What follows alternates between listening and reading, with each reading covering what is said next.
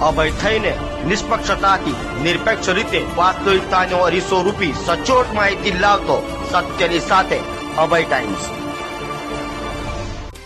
Surat crime બ્રાન્ચની ટીમે patrolling દરમિયાન સલાબતપુરા પોલીસ મથકમાં 24.45 લાખના કાપડ ચીટિંગના ગુનામાં છેલ્લા 3 વર્ષથી નાસ્તા ફરતા આરોપીને ઝડપી પાડી તેનો કબજો સલાબતપુરા પોલીસને સોંપવાની તજવીજ હાથ ધરી હતી।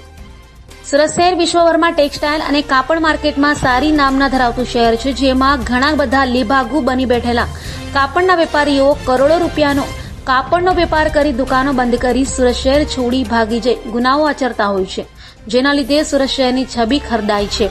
આવા કાપડ ચીટિંગના વર્ષોથી નાસ્તા ફરતા આરોપીઓને શોધી કાઢવા માટે ક્રાઇમ બ્રાન્ચના નાયબ પોલીસ કમિશનર નાઓએ સુરત ક્રાઇમ બ્રાન્ચને સૂચના આપી હોય, જે અન્વયે સુરત ક્રાઇમ બ્રાન્ચની અલગ અલગ ટીમો વર્કઆઉટમાં હતી। તે દરમિયાન વાહન ચોરી સ્કોડના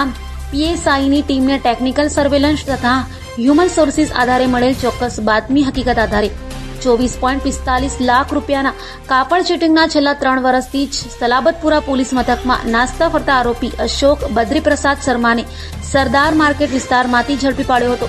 અને તેનો કબજો સલાબતપુરા પોલીસને સોંપવાની તજવીજ હાથ ધરી હતી।